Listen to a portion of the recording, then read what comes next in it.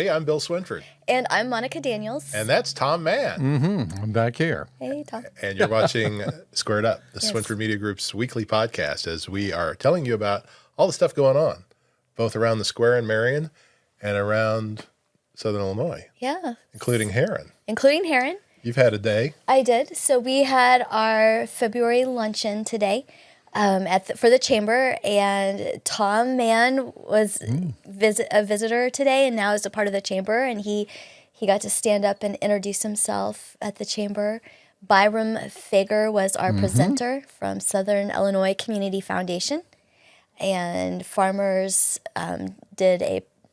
sponsored us, and SI event. They're not just good with the balloons and the decorating. They also do catering, and Kyle brought in a lot of really great tasting food. So That was good. yeah, it was really good. I even cleaned up for it, and I Yeah, you still did. stayed cleaned up. See, yeah, you're wearing the jacket. I'm wearing the jacket. I was Yeah. going to be there, ran into some car problems, didn't make it there, but I'm curious as to what Byram had to talk about today. From what is the Southern Illinois Community Foundation? Somebody just define that organization for us here real quick. Do you want to, or do you want me Or to? do you want you can start, and I'll just elaborate on it. Jump in. Let's see if either of you listen It's today. excuse me. So philanthropy. It's creating a tradition of philanthropy in the region. So they help fund, different charities. Yeah. They also partner with businesses to create funding for charities. He offered different ideas on how businesses can donate even their time, like, for instance, allowing an employee take an extra hour during their lunch break to go volunteer at a food pantry, as an example. Yeah. So that was basically what he talked about. Yeah. All the needs and how we can pull together as a community to help support our community. What a great organization that is.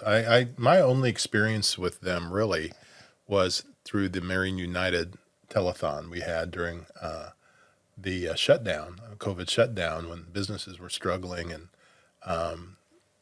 Josh Benetone and Jared Gravatt, both at the time with Crown Brew in Marion, initiated this Marion United idea. We all got shirts and stuff, and we started kind of rallying. How can we find a way to support some of these businesses in the Marion, and really I think in Williamson County, that are going to struggle through this. And we did a little telethon right on the stage of the Marion Cultural and Civic Center. Lots of good music, and Byram was there because all of that was funneled through the foundation. And that's just it sounds like one of many things that they have done to kind of support and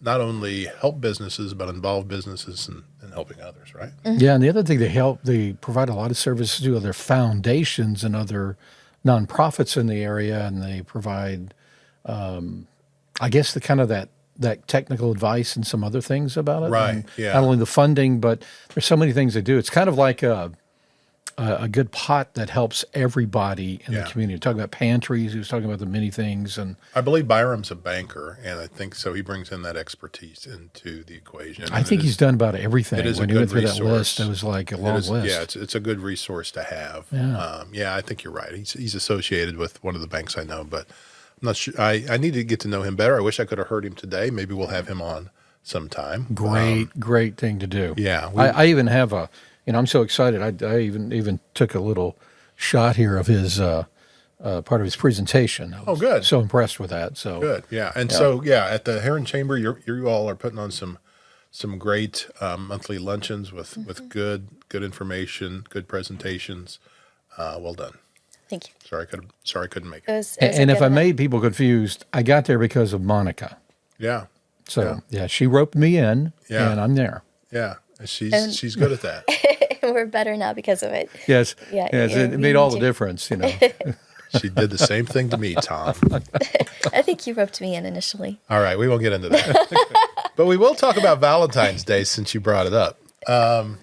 Did I bring it Yeah, up? on our last podcast, it was pre-Valentine's Day, and we were talking about this is our second Valentine's Day as a couple. If you don't know this, we're a couple.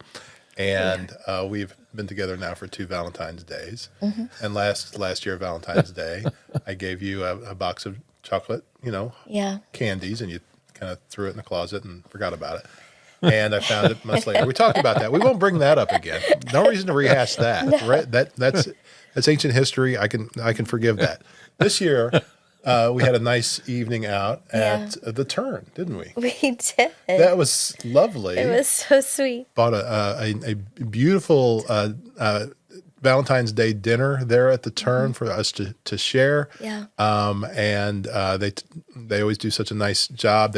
You've become a favorite out there because they are used to you always having the same order. The fish tacos, yeah. Yeah. It's my favorite. The fish tacos and the sweet potato fries. Yeah, and we know one of my daughter's friends actually works there, and apparently every time they know Monica's coming, they're going, okay, get the fish tacos and the sweet potato fries ready. But they didn't offer that on this menu. They had much fancier things. Yeah. And you enjoyed that. And I gave you we were talking last time also about how we used to give Valentines to our I know our where this is going, and I'm not happy stuff about it.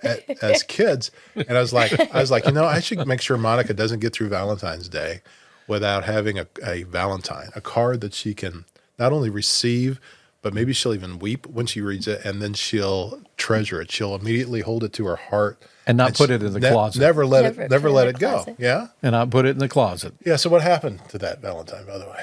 It's very lovely, and Yeah. you gave it to me twice. I got to receive the card twice Why did I give it to you twice? because I left it at the You left it I left where? it at the restaurant. I had it sitting there on the restaurant. I was really tired that day. It was sitting on the table, Just walked and off. we walked off. Yeah, and left it there. Yeah. And I think they I found didn't think it. to check to see if this Valentine I poured my heart into was something that she had picked up and taken with her. I didn't think about the fact that she would just leave it behind.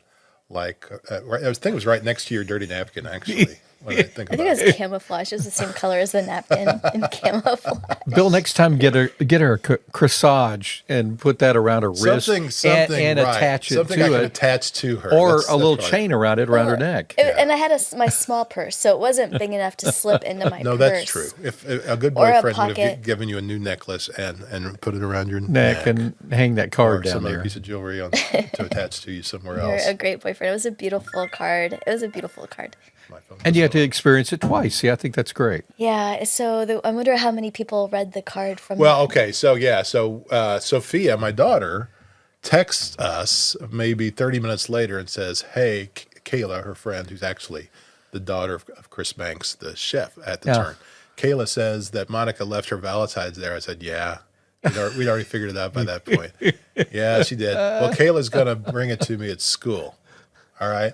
So several days later, this was a weekend. So several days later, Kayla, after who knows how many people at the Turn, on the staff, at school,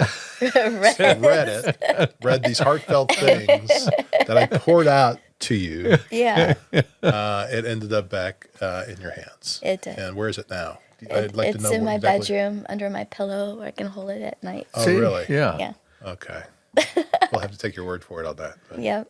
All right. Well, anyway, I'm And- glad to hear that you have it again. So the moral question, if you find someone else's love letter, should you read it?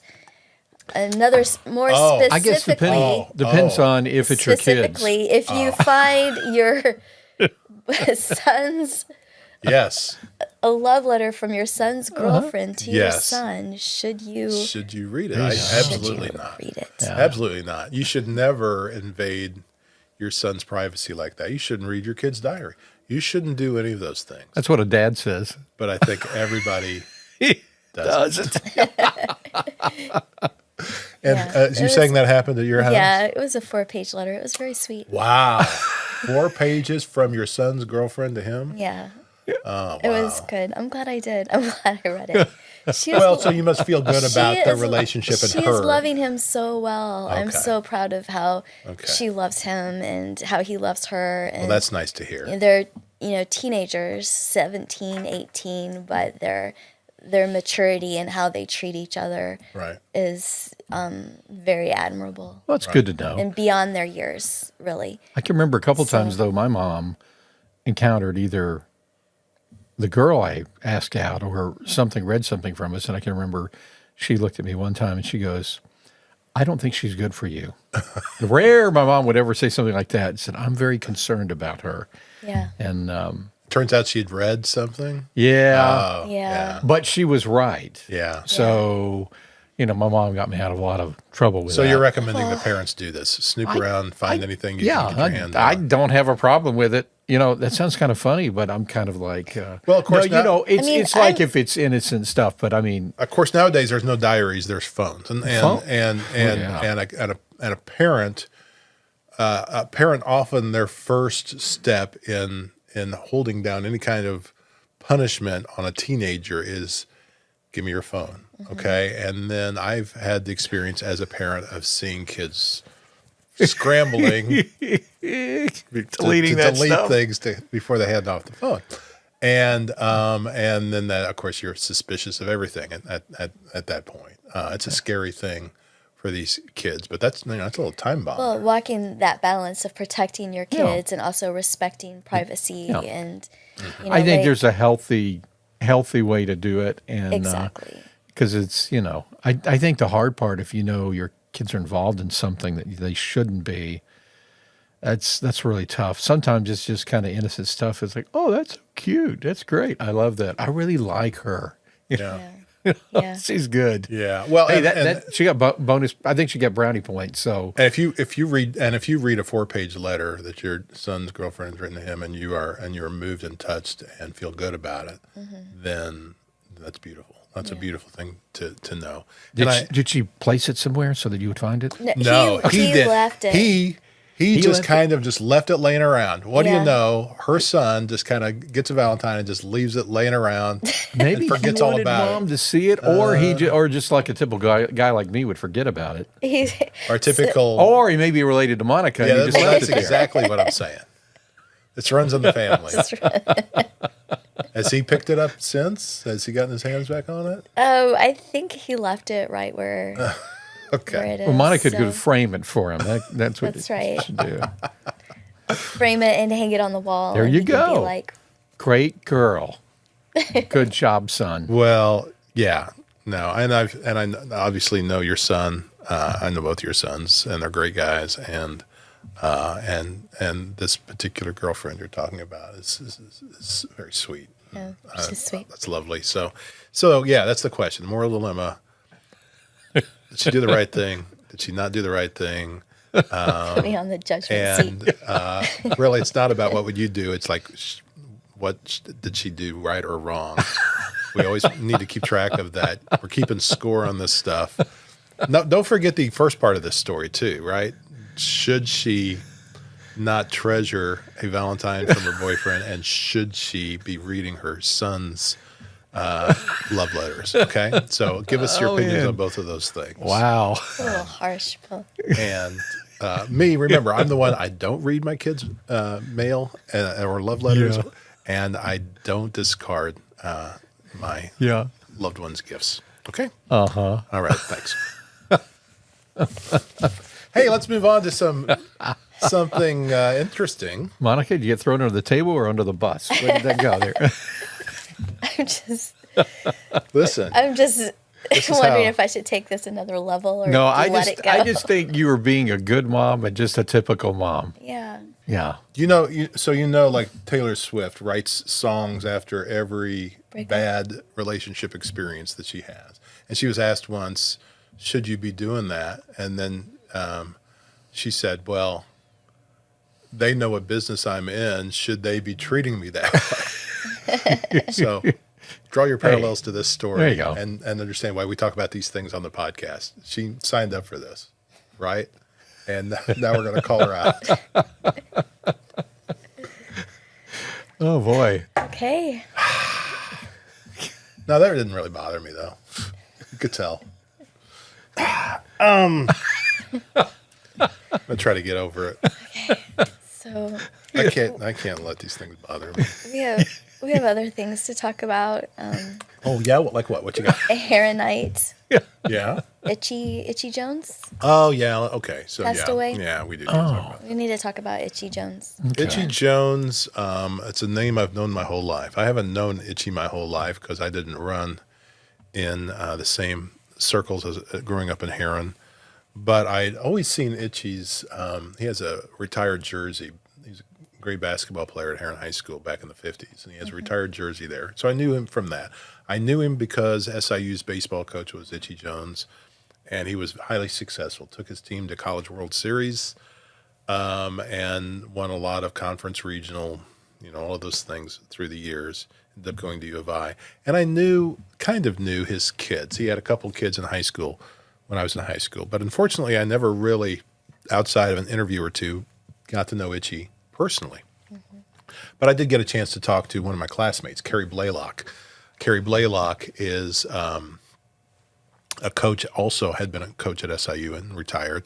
As a matter of fact, she was the softball coach, and she grew up playing ball with Itchy's daughter, and got to know Itchy on a personal level, and he took an interest in her. She was a standout pitcher for the Heron Tigers when I was in high school. She was a friend of mine. I'd known her since going back to when we were kids playing flag football together. She was the only girl in the flag football league, and she always had an arm. He took an interest in her, and she ends up coaching softball at SIU, kind of following in the steps of Itchy, who had coached baseball there.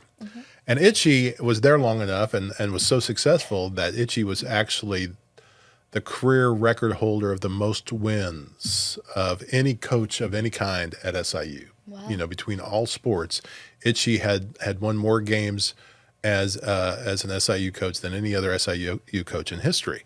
Well, Carrie came along and broke that record, and she then took that over, and she was so touched because Itchy by this time I think was retired, and Itchy came to present her plaque to her or award to her after she'd done that, and That's really he sweet. said if he wanted of anybody to break his record, he would want her because she's somebody he knew as a kid, somebody that he'd seen grow up and develop as a coach, another person from Heron. Yeah, and that's the character of a true mentor.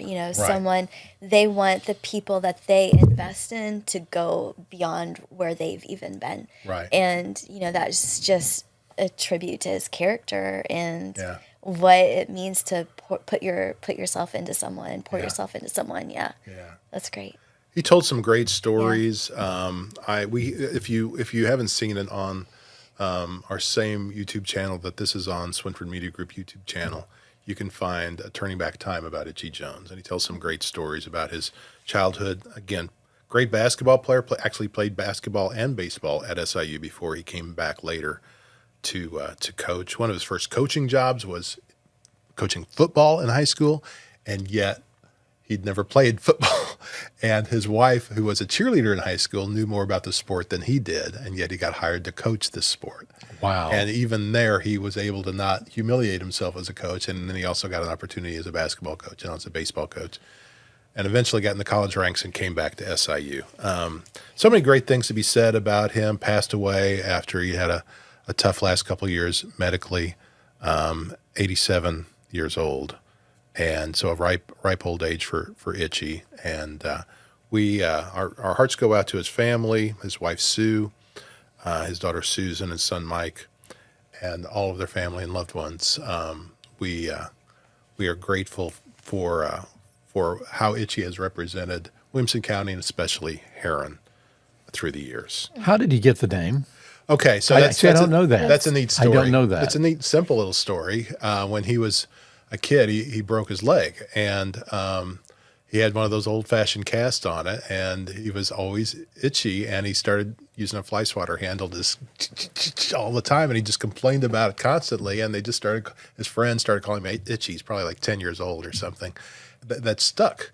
And the other part of that is that he just held on to that name all the way through his time at SIU, and then when he moved on to U of I to become the head coach there, he kind of wanted to differentiate his career, and maybe it was a step up to U of I or something. I don't know. He started having everybody just call him Itch. so you would think he would please call me Richard. No. He stuck with his nickname, but he just changed it to Itch. Itch is a little kind of like you would go from Richie to Rich when you grow up. He went from Itchy to Itch. Itch Jones. So some people call him Itch, some people call him Itchy. A lot of us in Heron always call him Itchy. Yeah, God bless Itchy. A couple other things about Heron before we get back to Marion. The Mardi Gras tradition is continuing 66th year at Our Lady of Mount Carmel Church, the Catholic Church. And next Tuesday, not sure when this podcast is going up, probably going up in plenty of time to remind you that on Tuesday night, they're celebrating Fat Tuesday at Mardi Gras at OLMC. Oh, nice. And this is just a good old-fashioned family fun event. I went to it when I was a kid. There's carnival that fills their gym. You go and you have a chili mac dinner, I think it still is. Always was chili mac when I was a kid. And there's tickets available. And if you wanted to get tickets, and you might want to ahead of time because these are selling fast, go to OLMC Mardi Gras 25.givesmart.com and you can get your tickets. I did that without my glasses. OLMC Mardi Gras.givesmart.com. And you can get your tickets ahead of time so you don't have to stand in line when you get there. This is another event that is being coordinated by a great committee of people, some of whom you work with all the time, including Nina Helene, who's so good at marketing these things. And so we're working with her to get the word out about that. And just in case you need your glasses, they're in front of you on the table. Yeah, I see that. There they are. Can help him out there. What do you know? Camouflage. Thank you. There. Okay. Let's see. Hub in Marion is celebrating 10 years. The Hub is 10 years old? 10 years old. You're kidding. Does that seem like a quick 10 years to you? Yes. But that would For be some reason, right, it come to seems- think about it, because I can remember, doing some things around 2016 For some there. reason, I And thought that it was older than that. So I don't know. No, that seems, I was thinking it was younger. Okay. I mean, this is going through Yeah, my head. they I are was at thinking- 10 years, and you have just recently joined the Hub. Yeah, I did. How you liking it? I like it. It's good. It's Yeah. a good thing that you like it, because if you'd have said you hated it, then I would have been sorry I brought this up. But the Hub belongs to the city of Marion, and it's huge, isn't it? It's pretty big. It's got that big water slide, and Oh yeah, you just really want to get into the water. I at the Hub. haven't You I done haven't that made yet. it down. I haven't made it in the water yet. You haven't. They've got a good lap pool, like a racing pool. I don't know if it's Olympic size or not, but it's pretty big. They have classes there. They have a snack bar if you're hungry. That was my first workout, was a snack bar. That's right. Getting a snack, yeah. Take a lap or two and go eat You were just something. checking out all the elements of it, and Yeah. Sophia works there. Sophia works mostly at the snack bar, but we spend most of our time upstairs on the treadmills and The machines and the Machines. bikes. Yeah. things. And Oh, that's pretty neat. we haven't got there in a week or more now, but we'll get back to help Last week was a rough week. Yeah. help celebrate 10 years at the Hub. They're good people too, lovely people running the Hub. So good on them. Staying in this whole athletic mode, let's talk a little bit about postseason basketball. We're getting ready to go into the postseason, and this week is launching the regional play for a lot of the teams, including Marion, and Marion is in a regional in Carbondale this week. And hopefully, if they've played by the time you see this, they have won. I think their first round game is against Olney. They've already beaten Olney once this year. And the hope is that they win this Carbondale regional and then come back to Marion, because Marion's going to be where the sectional happens. And so how cool would it be for them to win a sectional in their own home gym? That would be very exciting. But we didn't get to be there, but Riley, my son, and Ross, another of my sons, live streamed the game where they won a share of the South 7 Conference last Friday night. And the gym was packed to the gills. Yeah. There's something about Southern Illinois high school basketball. I've loved it my whole life. Back when I was a kid dreaming of playing for the Heron Tigers, I would go in to Memorial Gymnasium over there. Heron's got a cool gym, and watch them play. And then I ended up playing a little bit in high school, not very much.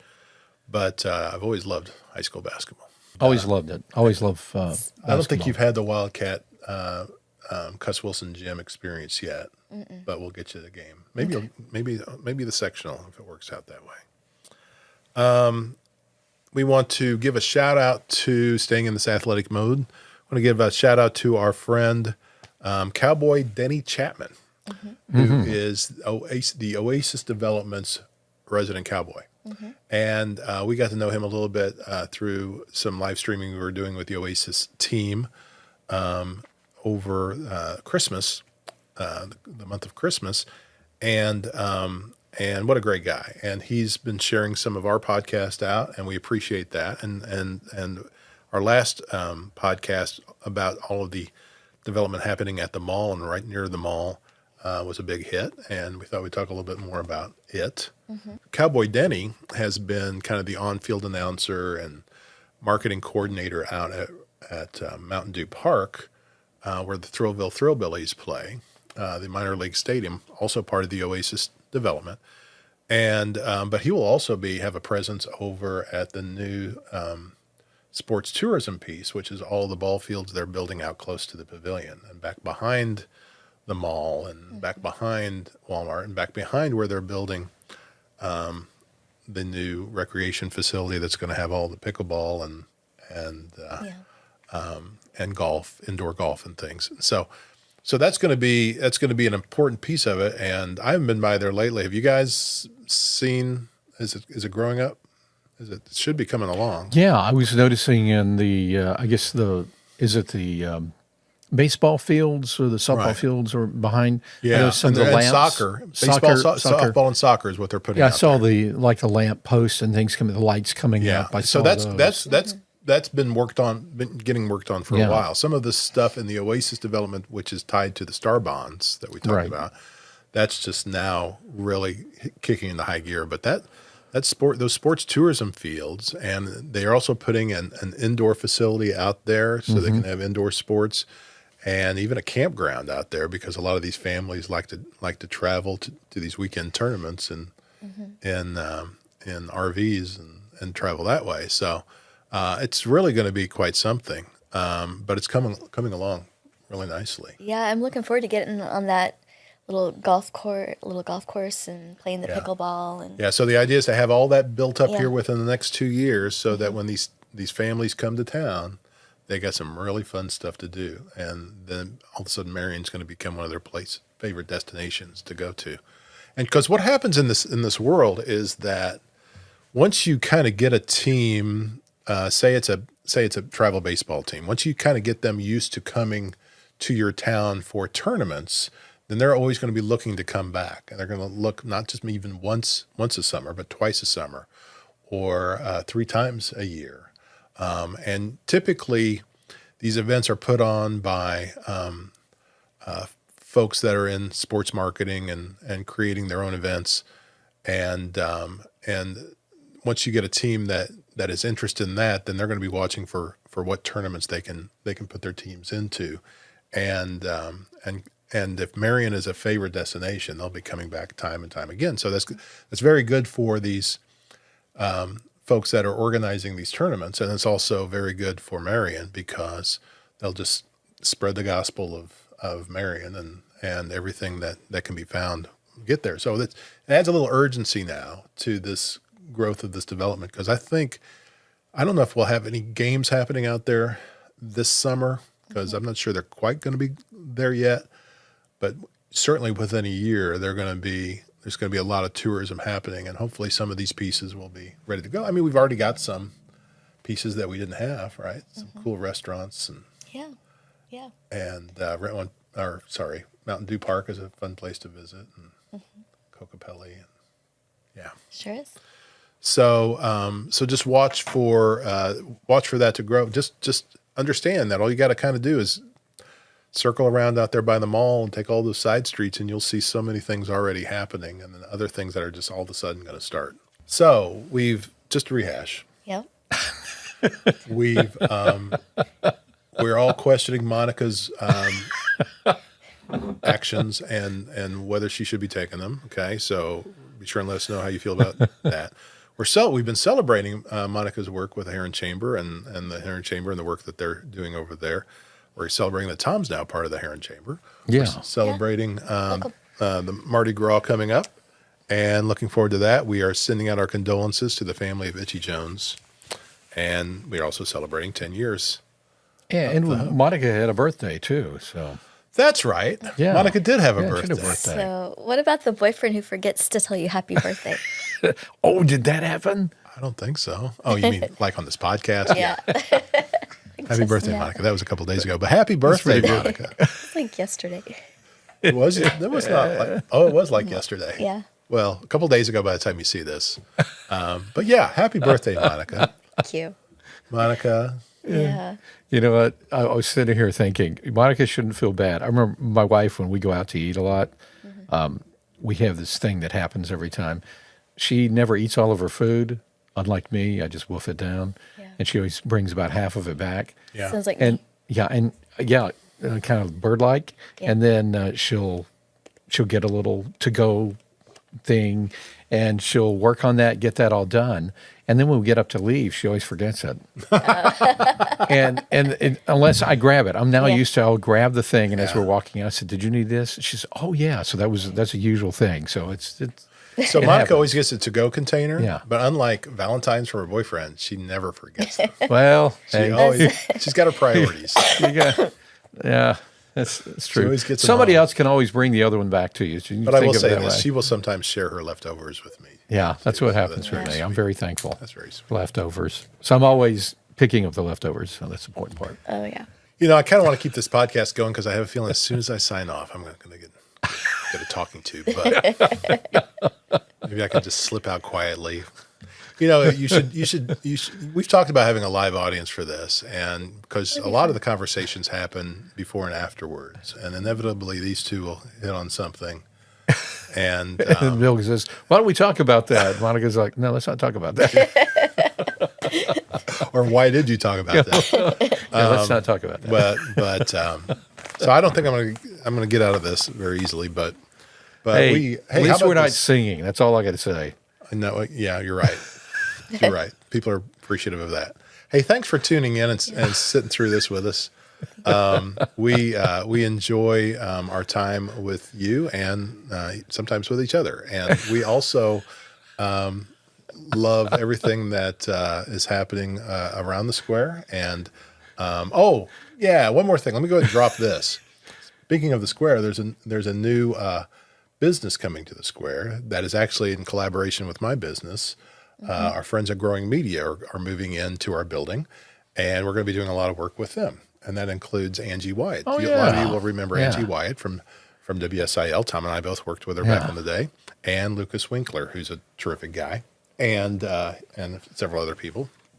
So that's good. That's a lot of what I'm thinking about today, and that's really why my mind's just like not working very well, and I was saying things I shouldn't say is because I have to make a big move of stuff out of that side of the building so that they can move in this Friday. Yeah, it's a big deal. But Monica says it. Look on her face, like that's a good excuse. Paul. I like that one. That's really nice. We are excited about what that's going to bring to us, and working together with them. So as you see changes happening, a little bit on the outside of our building and on the inside, that's what's happening. And we'll have Lucas and Angie come on and talk with us soon too. I'm sure Angie'd like to see. Oh yeah, yeah. We got other things in the works as well. We'll tell you about next time. Until then, I'm Bill Swinford. And I'm Monica Daniels. And I'm Tom in the background here. Yes. Yeah. Catch up with you again on Squared Up real soon. Bye bye. Thank you.